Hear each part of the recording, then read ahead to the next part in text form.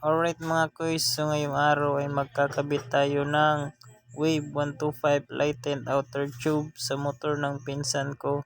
So King Drag yung brand nito mga kuys, at kung makikita nyo, napakaganda ng pagka-lightened mga kuys. At syempre kailangan natin dito ng dalawang set ng oil seal.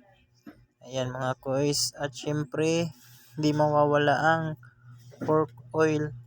So isang fork oil lang mga kuys, kasyang-kasya na yan dito sa dalawang outer tube. So let's go. Alright mga kuys, so ito na yung motor na kakabitan natin ng Wave 125 lightened outer tube. Ayun, so isang mabilisang baklasan na naman ng kaha niya sa harapan mga kuys. Let's go. So ayun mga kuys, all goods na. At ngayon isusunod na naman natin baklasin ang kanyang gulong sa harapan at ang kanyang dalawang front shock. So tara mga kuys. Ay, sorry.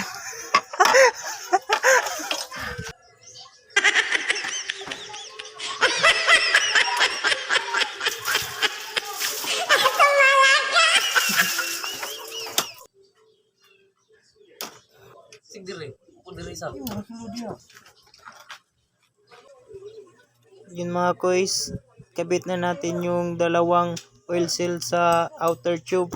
At syempre dandan lang sa pagpukpok, baka masira yung oil seal mga kuys. So ngayon natapos na natin ikabit mga kuys. Ayan, all goods na. So ngayon isusunod natin itong inner tube niya mga kuys. At syempre lagyan muna natin ng konting oil para hindi masira yung oil seal pag ipasok na natin siya sa outer tube. Okay mga kuys, let's go.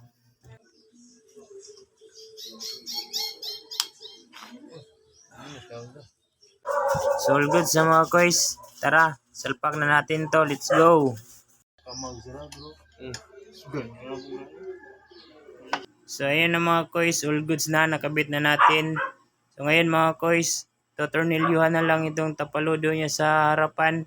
At syempre din na natin minagic lower dahil hindi naman makikita yan mga kuys dahil kumpleto yung kaha na ilalagay natin dito sa harapan.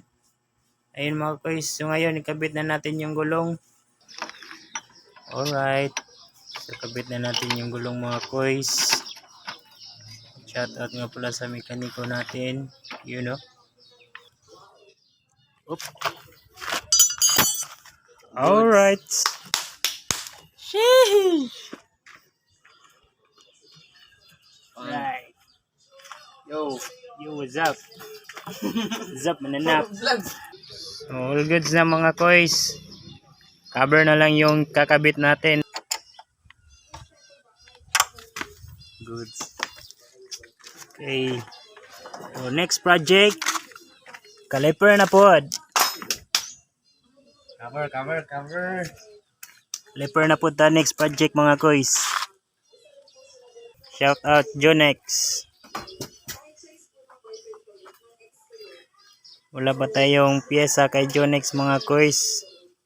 So antay-antay na lang.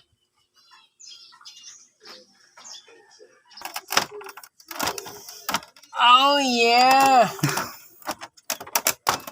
Forma ng motor. Arios.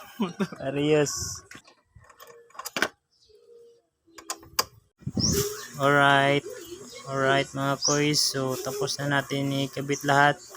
At syempre lipat muna namin ng pisto mga kuys dahil sobrang init talaga dito sa amin. Nakakasira ng beauty mga kuys. Let's go. Alright mga kuys. So nakabit na natin. So naka-plasto swing arm na siya mga kuys. At syempre naka-stock mags lang dahil yung concept nito mga kuys ay Malaysian inspired. So ayun, at ang unit na ito mga kuys ay isang Rossi MPY 110. So stock din lahat ng kaha niya mga kuys. So ayun mga kuys, bago ang lahat, bibigyan muna namin kayo ng kapiraso montage.